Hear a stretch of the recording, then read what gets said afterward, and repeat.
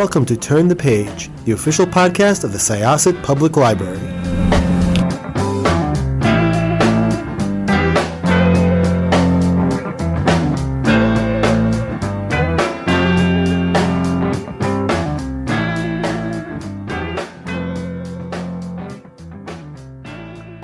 Hi, this is Evelyn Hershkowitz, Reader Services Librarian, Turn the Page podcast at the Syosset Public Library.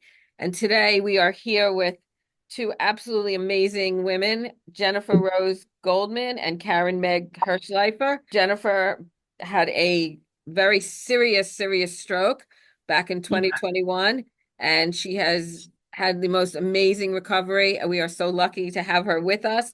I'm just going to read a little bit about each one of them so you know who we're talking to.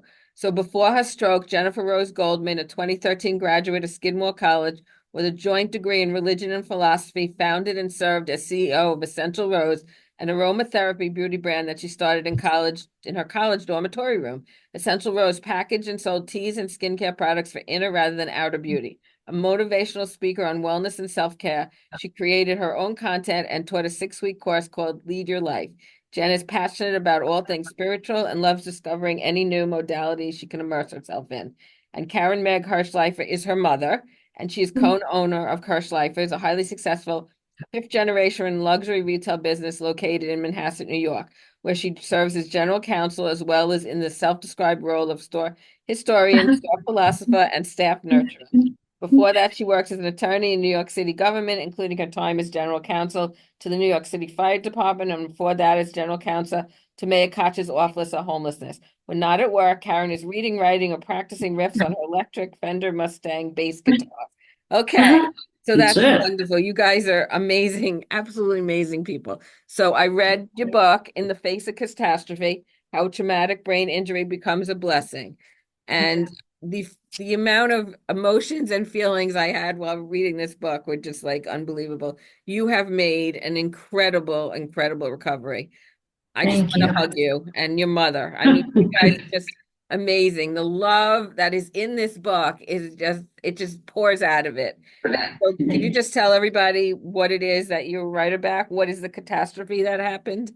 Before my 31st birthday, that would make me completely unconscious, unable to move, unable to recognize I had a right side. Yeah, it rendered me unconscious and unable to recognize I had a right side. And it was very devastating because before that, I had a motivational speaker. I had my own business. I had been very successful and independent. And I went from being independent completely to depending on people for everything. For all my functions, that was really a big change for me. Okay. And Karen, in writing this book, did you actually start taking notes and writing things down from the day she actually had her stroke?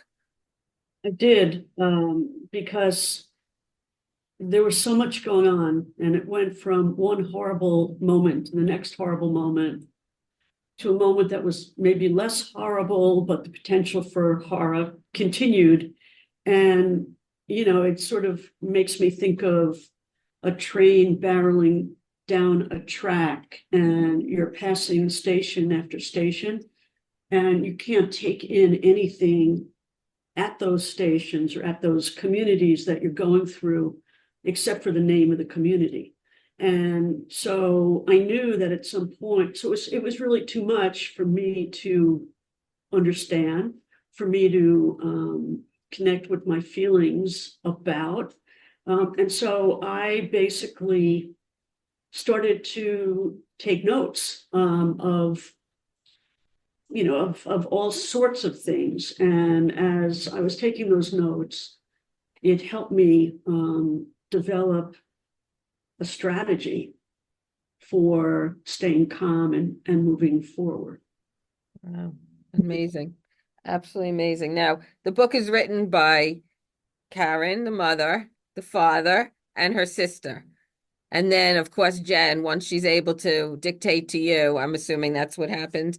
She dictated to you, and then she was able to put her feelings. I mean, it's an amazing book. Everybody should read it. They should know what a positive attitude you all had and how the doctors were so amazingly helpful. And everybody rallied around you and Yeah. helped you. I mean, this is not something you can do alone. You need a Yeah. village to be able to Yes. get through all of this. Mhm. And you I really mean, did have an amazing backups, Support everybody. system. But yeah, yeah. unbelievable. I mean, Unbelievable. I remember this one thing where Amanda has had this bear since she's been really young called Barry. And so she decided at the very beginning that Jenn had to have Barry because Barry had Amanda's scent essence, and Amanda thought that this was a way of helping bring Jenn home. And so we went to the ICU, and of course, Amanda then got a pair of blue scrubs online, and she brings Barry into the neuro ICU, which is, it's a pretty somber place. Yeah, of course. And she basically introduces Barry to, everyone had their own nurse. And she introduces Barry to the nurse and then to the doctors and said, this is Barry. Barry is going to play a really important role in helping Jenn come back.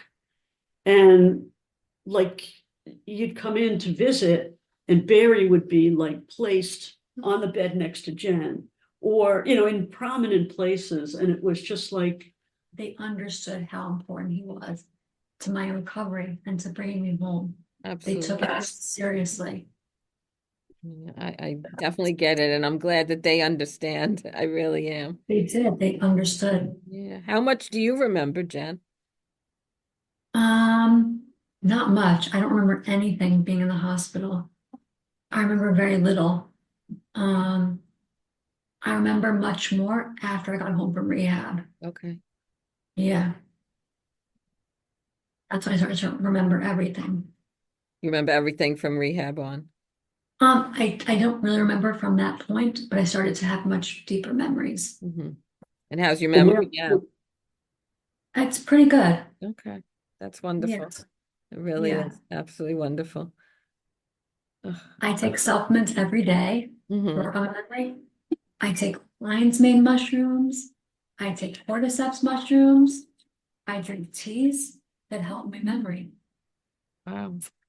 and Yeah. your work, Jen's been working with an incredible speech therapist from pretty much the moment, well, actually at Glen Cove Hospital, and then for the last, you know, since this stroke happened, really, since Jenn got home. I believe that's how I got to you, is through Susan. Yes, yes, through Susan. Through Susan. Um, So yes, let's give a shout out to Susan.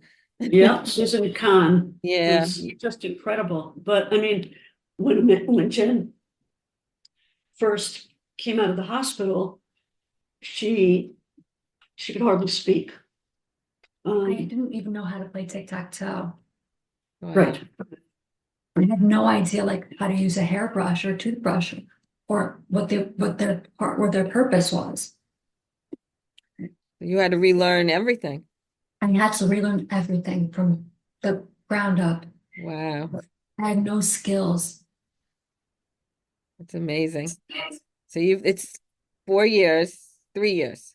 3 years. 3 years. You've come a very long way. How is your walking these days? It's not as good as I'd like, but it's Okay. better than it was. Okay. It's a process. Mm-hmm. Everything in this whole thing has been a process. It's taught me to be patient. It's taught me to take things one step at a time. It's taught me to be present with everything that's happening. Like all I can do is what I can do at this moment. Mm-hmm. Okay. That's good. You have a great attitude, and your whole family had a great attitude. How did your father handle it being a doctor? That must have been very difficult for him.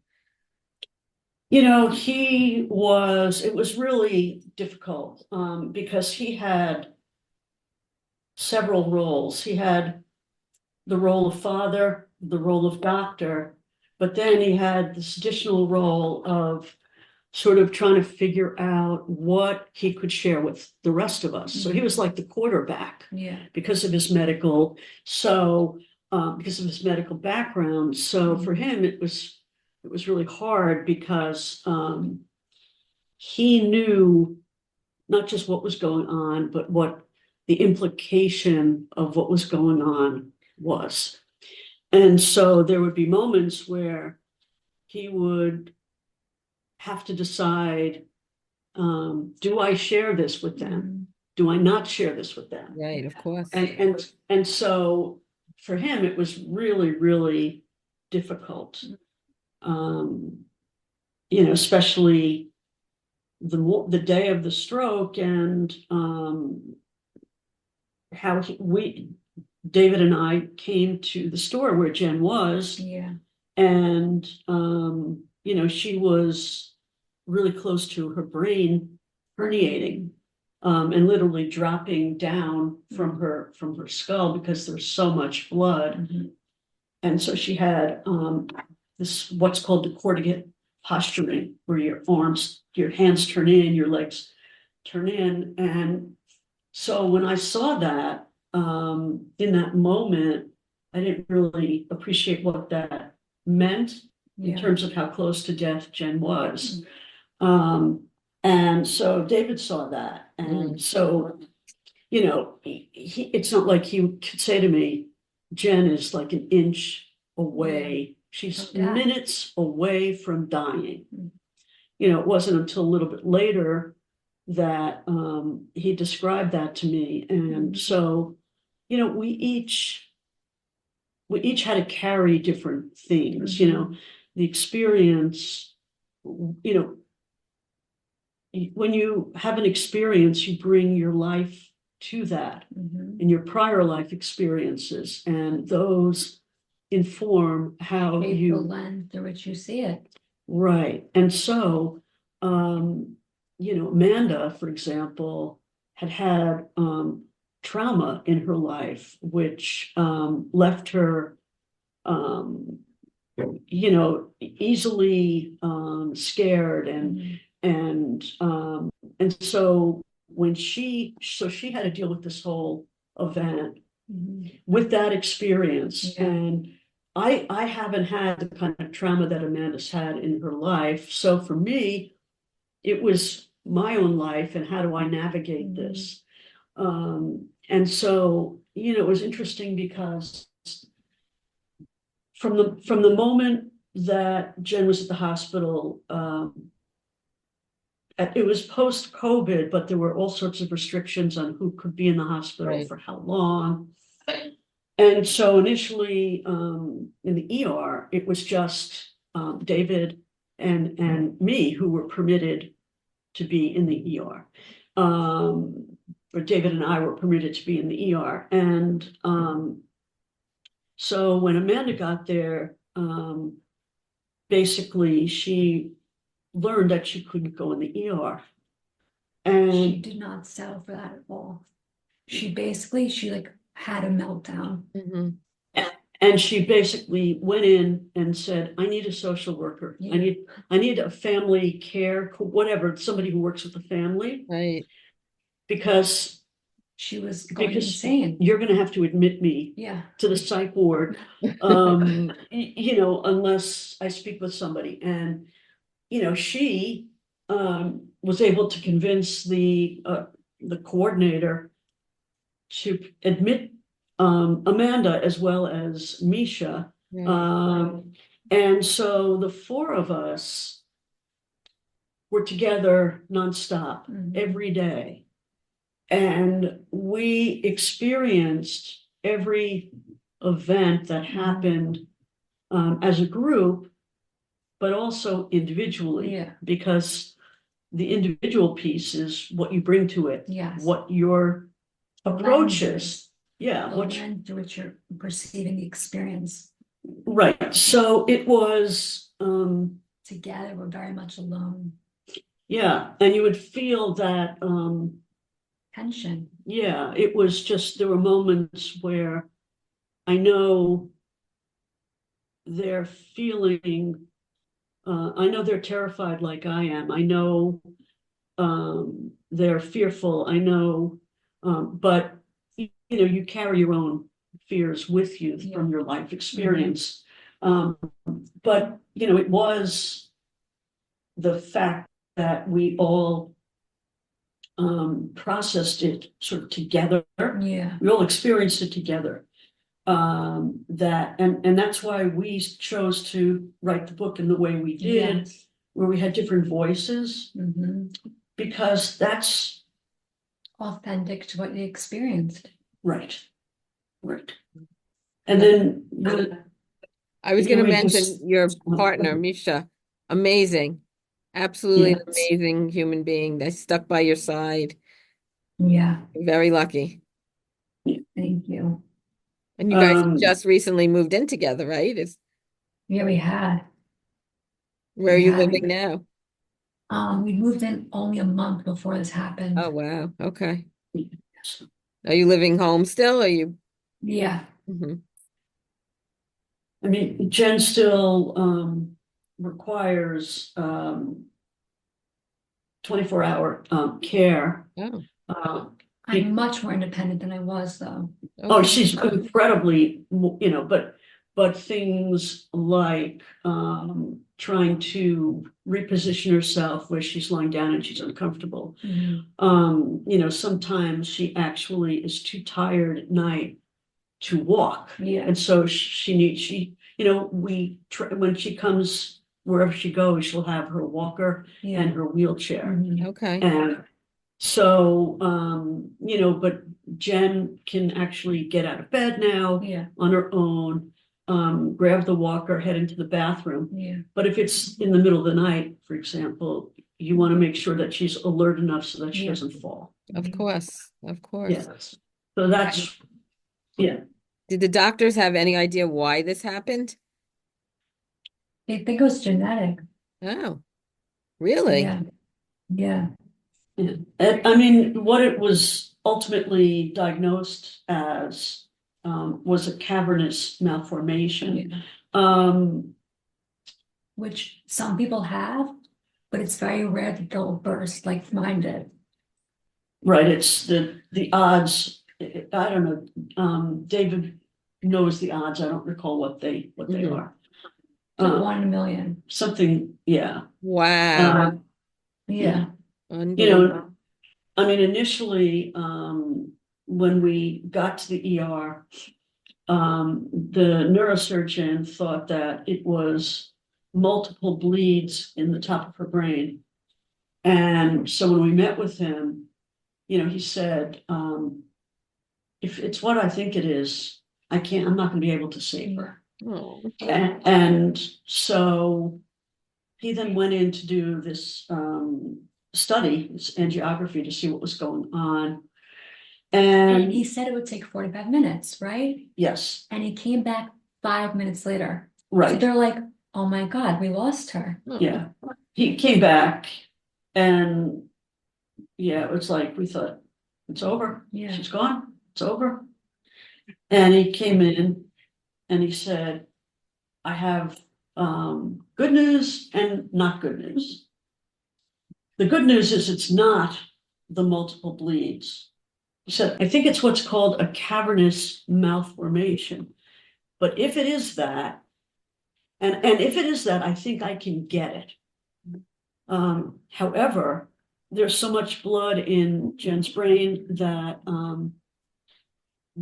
I can't Do the surgery until that drains. I can't do the surgery till the blood drains. Mm. And if it rebleeds, she's gonna die. So she then goes into the ICU and it was like a race. It was a race to try to get the blood out of her brain so that Dr. Wu could do the surgery. Right. And so that, it was always like, is Jen gonna live or she's not gonna live? Yeah. And then it got the cavernous malformation, she's gonna live. But then it was like, What should be left with? who is Jen going to be? Yeah. What's she gonna be left with? The trajectory of her life. Right, will she speak? Yeah. Will she be, brain damaged, in Right. terms of in terms of her cognition. Yeah. And it just didn't stop. Yeah. It was like good Give or news. take. Yeah, it was just good news. And in that moment, like, oh, thank God. But then, all right, I'm here now. What do we got? Yeah. What are we gonna need? And I mean, it really wasn't until Jen got home Mhm.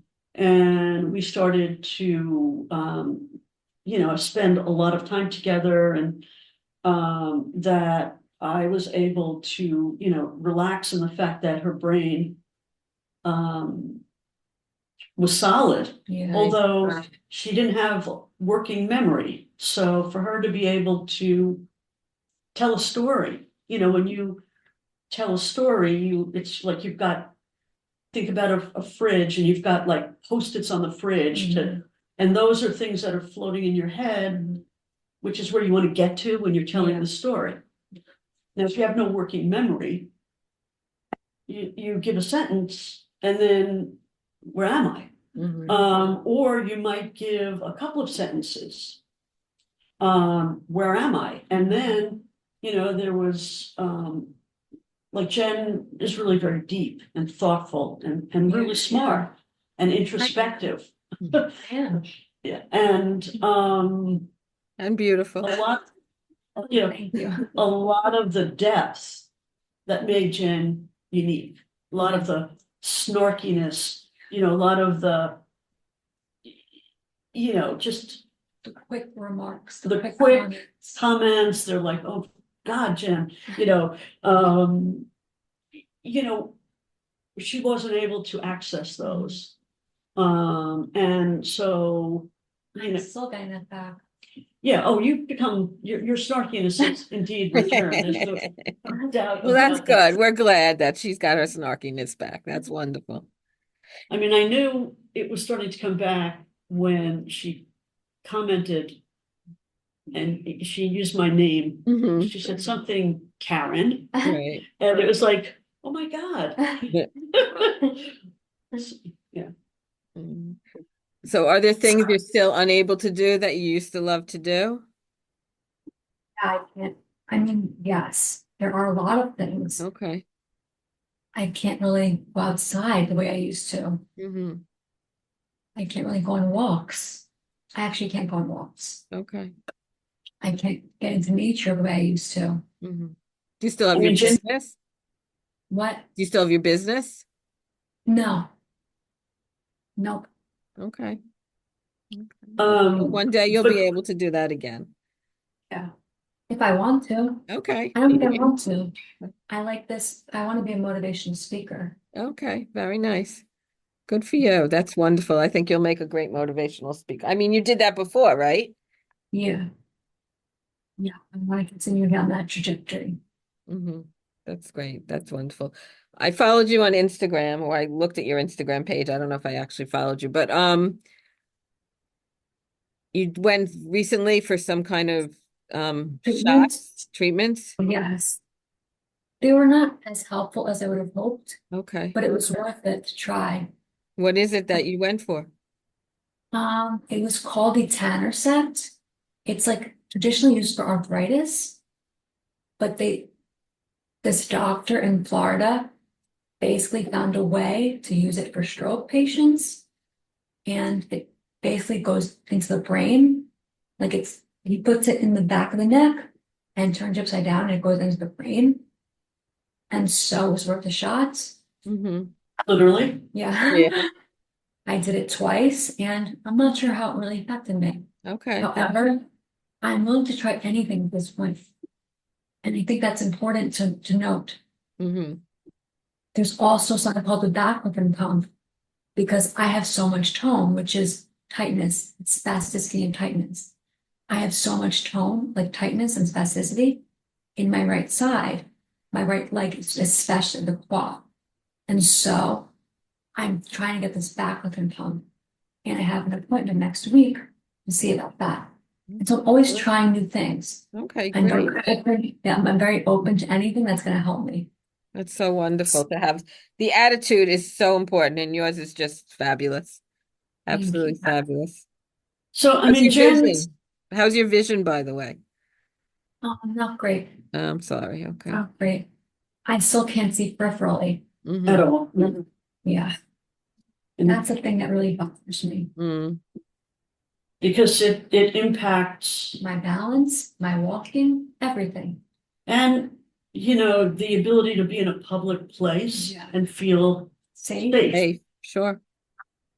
Um, yeah, so Jen was always a really, spiritual, um, character and would be into, loved nature, loved the beach, loved trees, loved The earth. the earth. And she would always, you never knew where Jen would be. And she was really independent. Yeah. And so when she had This her, completely derailed that. Sure. right, right. And so, like, I guess on that day when she had her stroke, I mean, she could have been anywhere. She could Right. have been driving, she could have been at the beach, like looking at, the sand in the morning by herself. Right. If she was alone, this would have Right, been she a would have, very different she would have, scenario. yeah. But so, Thank God it was my mom's store. Right. Thank God I was in Manhasset. yeah, Yeah, you were Thank God. 2 minutes from the hospital. Yeah, I mean, thank God. um, but a lot of what, um, drives Jan or permits her to be as positive as she is, I guess, her philosophy. And that's, in terms of what we would love people to take from the book, mhm. it would be not the, per se the story of how horrible and how scary and how traumatic, but how to move through it. Yeah. That was the real purpose Yeah. Right. of the book, and not in terms of a self-help book, it's much more complicated, but things like presence, Yeah. like, for me, being present was a term I had clearly familiar with. It's not and I've done mindfulness and, whatever. But for me, There's piece an of being, opportunity for her to practice it in real time. and so, for example, in the moment where I know Jen is in that moment alive, okay? And I don't know what's gonna happen in the next 10 minutes. Mhm. And everyone around me is reminding me how tentative her, things are for her. And, she was basically, the staff would say she's critically critical. And I would think, like, what does that mean? What are they telling me? Does that mean she's going to die? They don't know that, okay? And in this moment, I could hold her hand. She might not be conscious, but I could hold her hand. I Sure. could kiss the top of her head. You can I sing, could- you can sing to her. I could sing to her. And so, this whole thing about,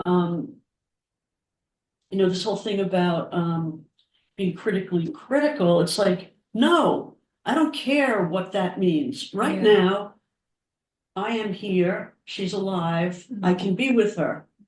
And so, that to me was not getting ahead of the story, because there are too many ways the story could go bad.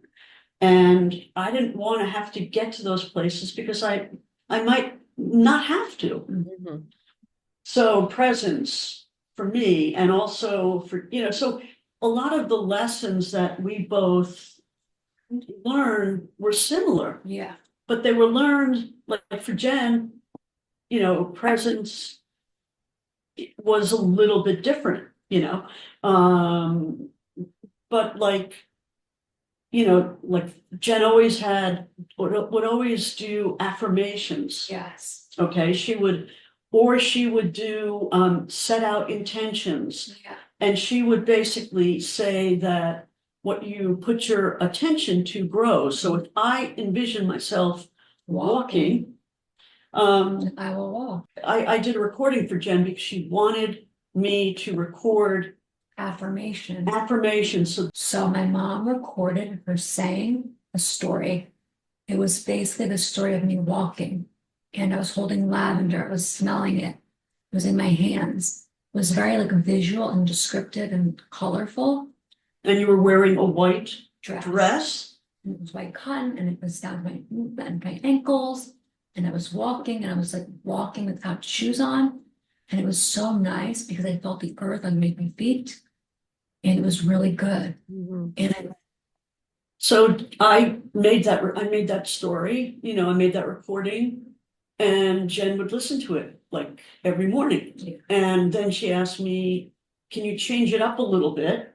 Right, because there were aspects to it that you wanted to change. I'd get stuck on. Right, so, but things like that, things, Attitude is everything. right. Attitude is everything. I really believe that. When you're walking, can you feel the ground? Do you have feeling in your feet? Yes. Okay, so you don't have neuropathy in your feet. You could feel. No, I Okay. can feel everything. Okay, But, good. That's great. But, Jen has always like been connected to the earth. Mhm. Okay, there's something, It's so grounding. yeah, she's always been sort of literally and figuratively connected to the earth. And so for her to feel the sand, her toes in the sand. Mhm. I mean, for her, that is not just a physical sensation. That is an emotional, Visceral. a visceral sensation. And so, Jen has always been able to connect in that way with, Emotionally, energetically, spiritually, and physically. right. And so, a lot of what we experienced was sort of deep. Yeah. And Very. And so what happened was when we came back from the hospital and Jen came back from rehab and she saw, and her cognition was starting to come back. She saw how traumatized we all were. Yeah. Mhm. And I wanted to understand what happened because I had been unconscious. Mhm. So I said, so I started to sort of tell her in a superficial way because I wanted to gauge if she, it's pretty sad and scary and Intense. intense. And so she said, I want all of it. I want to Okay. hear all of it, all of it. And so I said, well, actually, I took some notes. So I pulled them out and we started to go through them. And That became the foundation of the book. Mhm.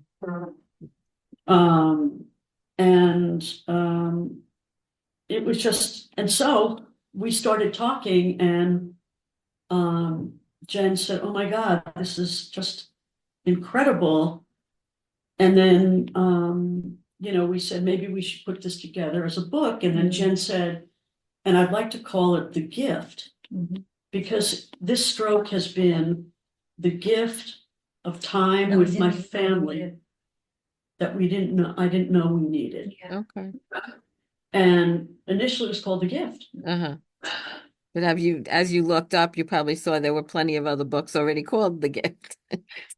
Well, our publishers said, that's too generic. Yeah. Okay. Yeah. Okay. Well, it's a You know- wonderful book. I really don't want to cut you short because I'm really enjoying speaking with the two of you. I am so happy for you that you've come such a long way, and with your positive attitude, I know you can go so much further. You'll be great.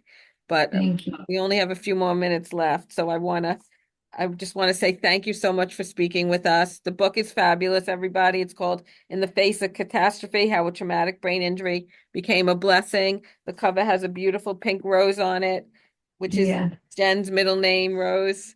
yes. So I just want to thank the two of you for speaking with us. Will you be Well, speaking thanks. anywhere else? Is there anywhere people can find you? Will A you? lot of events. Yeah, we have, A book signing tomorrow, Barnes and Noble, Oh, Manhasset. very right. nice. We Okay. had been at Theodore's, we had done a book signing there. Right. Our book is for sale. It's in all bookstores pretty much online. But you can also, the next chapter, the bookstore in Huntington. It's Huntington, the new one largest- that, right. Right, it used to be Book review. Review. Yes. They actually are carrying the book Okay, great. in the store and online. Terrific. So, yeah, and we're always planning events. That's So, wonderful. Okay. and actually to follow your website, how do they, Yeah. right, So you really can quick? follow me on all social media at Jennifer Rose Goldman, Instagram, Facebook, Twitter, TikTok, YouTube. yes, YouTube. And- Follow me Fabulous. at Jennifer Rose That's Goldman. wonderful. Okay, that's a great place to And find. the website has all sorts of really cool information about the book, In about, the face of catastrophe. right, in the face of catastrophe.com is the website. And Yeah. yeah, so that will let everybody know where they can find us. Okay, I want to thank you guys, Jennifer and Karen, so much for speaking with us. This has been a wonderful experience. I really wish you all the best. Thank you so Thank you. much. And Your thank you for attitude your, is amazing, and I just know you'll go far. So thank you. I just want to close this chapter of Turn the Page. Thank you so much. It's time to close this chapter of Turn the Page. Join us for the next episode.